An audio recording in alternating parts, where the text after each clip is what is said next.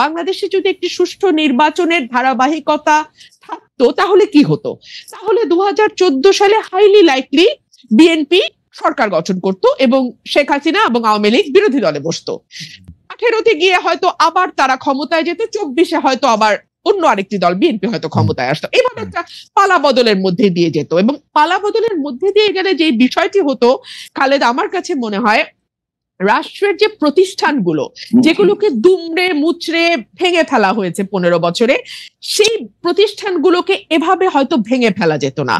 আজকে যেভাবে আমরা দেখতে পাচ্ছি মসজিদের খতিব থেকে শুরু করে একেবারে পাড়ার স্কুলের হেডমাস্টার পর্যন্ত পালিয়ে যে প্রাণ বাঁচাচ্ছেন, কারণ সোশ্যাল টেক্সচারটা পুরোপুরি নষ্ট হয়ে গিয়ে একেবারে প্রান্তিক লেভেল পর্যন্ত সকলকেই এক দলের সদস্য হয়ে যেতে হচ্ছে।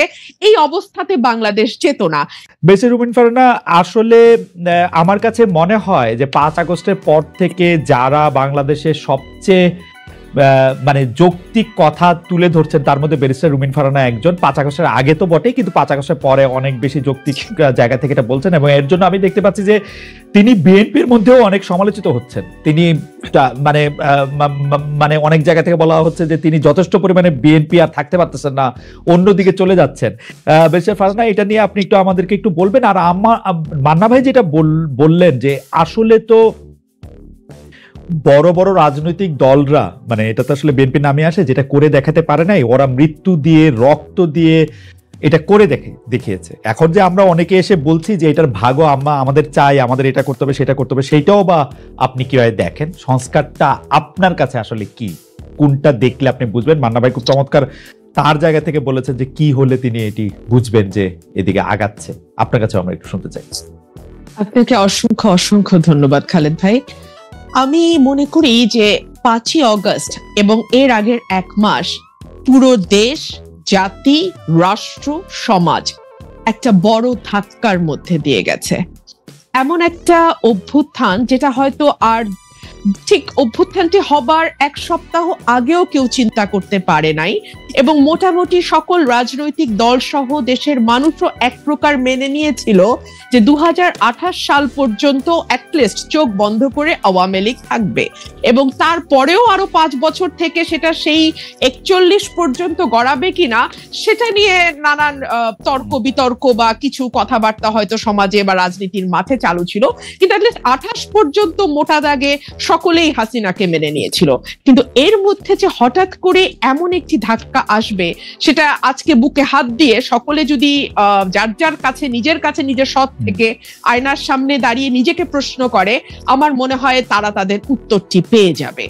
আর যে কথাটি আপনি বলছেন যে খুব বেশি বোধহয় আর পার্টিজান থাকা যাচ্ছে না, খুব বেশি বোধহয় বিএনপি আর আমাকে মনে হচ্ছে না, তার কারণ সম্ভবত এই ধাক্কাটি না আমার মনে হয় প্রত্যেকের ভেতরেই নাড়া দিয়ে গেছে। ধরুন আমি যদি একজন ব্যক্তিগত রাজনীতিবিদের বা একজন রাজনৈতিক ক্ষুদ্র কর্মী এবং একজন আইনজীবী মানবাধিকার কর্মীর চোখ দিয়ে পুরো ঘটনাটিকে দেখি, আমার কাছে মনে হয়েছে কেবলমাত্র একটি নির্বাচন, কেবলমাত্র মন্ত্রিসভার মুখগুলোর পরিবর্তন কিংবা কেবলমাত্র সংসদ সদস্যদের এক পালের পরিবর্তে অন্য পাল গিয়ে সংসদে বসে যাওয়ার জন্যই এই 2000 মানুষ রক্ত দেয়নি।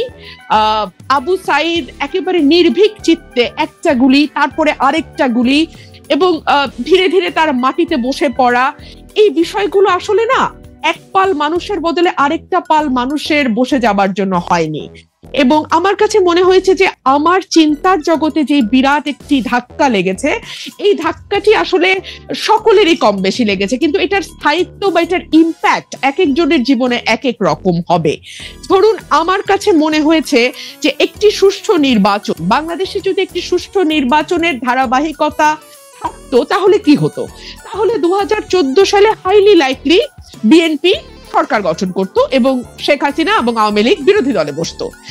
18তে গিয়ে হয়তো আবার তারা ক্ষমতায় যেত, 24-এ হয়তো আবার অন্য আরেকটি দল বিএনপি হয়তো ক্ষমতায় আসতো। এভাবে একটা পালা বদলের মধ্যে দিয়ে যেত এবং পালা বদলের মধ্যে দিয়ে গেলে যে বিষয়টি হতো খালেদ, আমার কাছে মনে হয় রাষ্ট্রের যে প্রতিষ্ঠানগুলো যেগুলোকে দুমড়ে মুচড়ে ভেঙে ফেলা হয়েছে 15 বছরে, সেই প্রতিষ্ঠানগুলোকে এভাবে হয়তো ভেঙে ফেলা যেত না।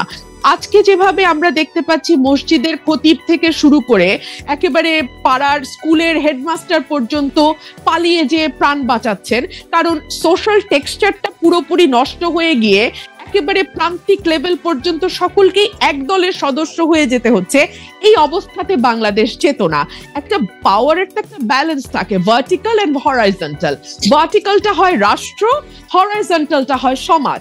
কিন্তু আমাদের এই সমাজের টেক্সচারটাকে, সমাজের বুননটাকে খুবই সিস্টেম্যাটিক্যালি হত্যা করা হয়েছে, এবং হত্যা করা হয়েছে খুবই একটা পারপাসফুলি, একটা মানে লক্ষ্যকে সামনে রেখে। লক্ষ্যটা হচ্ছে আমাকে যে কোনো মূল্যে ক্ষমতায় থাকতে হবে। সুতরাং এইরকম ভুল যদি পরবর্তীতে কোনো রাজনৈতিক গোষ্ঠী এই ভুলটি করবার ন্যূনতম চেষ্টা করে, এই দেশের মানুষ কিন্তু মরতে শিখেছে, এবং ওরা কিন্তু একটা ভীতির মধ্যে ছিল। হ্যাঁ, 15 বছর লিখতে ভয় পায়, বলতে ভয় পায়, নিজেকে এক্সপ্রেস করতে ভয় পায়, ইচ্ছা করে একটা পালের মধ্যে লুকিয়ে থাকে। একটু ইন্টারাপ্ট করি, আপনি যেই অবস্থাটা বর্ণনা দিলেন, আপনার মনে কি এই শঙ্কাটা রয়ে গেছে, যেহেতু আপনি শুরু করেছিলেন যে এক পাল মানুষ থেকে আরেক পাল মানুষ, আপনার মধ্যে কি এই শঙ্কা রয়ে গেছে যে বিএনপি আসলেও তাদের ইয়াটা একটা লম্বা হবে এবং প্রায় একই ধরনের জায়গা হবে, যেইটা মানে যেই আশঙ্কা মান্না ভাইয়েরও আছে, সেই আশঙ্কা কি আপনারও আছে যদি আসলে এই গুণগত পরিবর্তনটা না হয়? দেখুন, বিএনপি 17 বছর নানান রকম জুলুমের মধ্যে দিয়ে গেছে। এই জুলুমের শিক্ষা বিএনপি কতটা নিয়েছে, এটা বিএনপি ক্ষমতায় আসলেই আরো পরিষ্কার ভাবে বোঝা যাবে। তবে বিভিন্ন জায়গায় আমরা যেই মেসেজগুলো পাই, সেই মেসেজগুলো খুব সুখকর নয়, এবং এটা যে সুখকর নয় এটা তো বিএনপির চেয়ারম্যান নিজেই স্বীকার করছেন, তাই না? তো তাহলে অথচ উনি কিন্তু বারবার ওনার নেতা কর্মীদের সতর্ক করছেন। এখানে দুটো তিনটা বিষয় হতে পারে, যে এক হচ্ছে যে ওনার বক্তব্য কি ওনার দলের তৃণমূলে যারা এই ধরনের কর্মকাণ্ডের সঙ্গে যুক্ত হচ্ছেন, মধ্যম পর্যায়ের যারা যুক্ত হচ্ছে। একটা সেকেন্ড বেশি ফারানা, আপনি যখন এই কথা বলছেন, আমাদের একজন দর্শক এই মন্তব্য পাঠিয়েছেন যে ফেসিস্ট আমলে রুমিন ফারানার প্রতিবাদী ভয়েস আমাদের সকলকে প্রেরণা যোগাতো, এখন কিছু কিছু এলাকায় বিএনপির অপকর্মের বিরুদ্ধে আমরা কি সেই একই কণ্ঠ শুনতে পাবো কিনা? ইন্টারেস্টিং, আমি ঠিক এই কথাটাই বলছিলাম। হ্যাঁ, তো এই ওনার এই কথাটা কি lower level, lower tier, mid tier and high tier খুব বেশি গুরুত্ব দিচ্ছে না? গুরুত্ব না দিলে কেন দিচ্ছে না? কারণ তারা কি মনে করছে যে কোনো ব্যবস্থা নেওয়া হবে না? কিন্তু আমরা তো বেশ কয়েকটি জায়গায় ব্যবস্থা নিতেও দেখলাম, তাই না? যদিও পরবর্তীতে আমরা দেখেছি যে অনেককেই আবার স্থগিত পদ আবার ফিরে এসছে, কিংবা বিরাট অভিষেকও হয়েছে দলে। তো এগুলো কি আসলে একটা বার্তা পৌঁছায় যে আসলে খুব বেশি কিছু হবে না, এই প্রথম একটু একটু ব্যবস্থা হবে, পরে আবার যেই থোর বড়ি খাড়া বড়ি থোর? তো এই কথাগুলো বলবার একজন রাজনৈতিক কর্মী হিসেবে আমার বাংলাদেশে বসে একটু কিছু টোল আছে ডেফিনেটলি, তাই না? সো ফর এক্সাম্পল, সেই টোলটা কি হতে পারে? আমি নিজেও নিজের সাথে হিসাব করেছি। সেই টোলটা হতে পারে যে হয়তো আমাকে নমিনেশন দেওয়া হবে না, মন্ত্রিত্বের হয়তো প্রশ্ন থাকবে না। কিন্তু দেখুন, একটা রাষ্ট্র গঠন করতে এই ছোট ছোট জিনিসগুলোতে ছাড় দেয়া, আমার এমপি না হওয়া, কিংবা আমার মতন আর 10 জন যদি কারো সাহস, আমি জানি না 15 বছর আমি সাহস দেখি নাই, আগামী 10 বছর আমি সাহস দেখবো কিনা খালেদা, ভেরি সরি। আমি বেরিসা ফারানা, আপনাকে একটু থামাই এ পর্যায়ে। আমি শুধু প্রশ্নটা করে রাখি, সেটা হচ্ছে যে আপনি একাদশ জাতীয় সংসদে অন্যতম বিরোধী কণ্ঠস্বর ছিলেন, সংসদের মধ্যে সংসদের বাইরে, কিন্তু যারাই বিগত 3 সংসদ নির্বাচন অংশ নিয়েছেন, সংসদে গিয়েছিলেন, তাদের ভালোভাবে দেখছে না বৈষম্য বিরোধী ছাত্র আন্দোলনের নেতারা বিগত 3টি নির্বাচনের সমালোচনা করলে একই সঙ্গে সংসদে থাকা ঠিক হচ্ছে কিনা সেটি প্রশ্ন করছে। আমাদের দুটি প্রশ্ন, যে আপনি আসলে অন্য কোন রাজনৈতিক দলে, বিশেষ করে বৈষম্য বিরোধী ছাত্র আন্দোলনে যদি একটি রাজনৈতিক দল সংগঠন করে, সেখানে আপনি যাবেন কিনা, এক। আর দুই হচ্ছে যে আপনি যে আশঙ্কাটি করছেন যে আসলে নমিনেশন মনোনয়ন না পাওয়ার ব্যাপারে, সেটির ক্ষেত্রে আপনার বলছি না খালেদ, আমি একটু ক্লিয়ার করি, নাহলে না খুব একটা হেজি হয়ে থাকে। মানে আমি বলছি, এই ঝুঁকিগুলো বাংলাদেশের প্রেক্ষাপটে তৈরি হয়, আমি পাবো না বা পাবো কোনোটাই বলছি না, এই ঝুঁকি তৈরি হয়।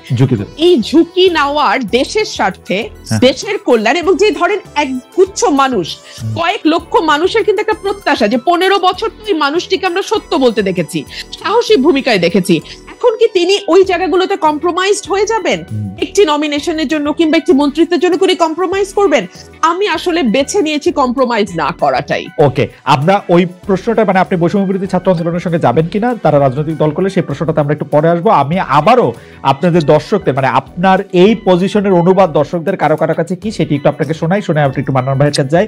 মাহফুজ আহমেদ তিনি ইংরেজিতে বলছেন, the lady is hypocritical, she doesn't prefer Awami League but she has soft corner for student wing of Awami League.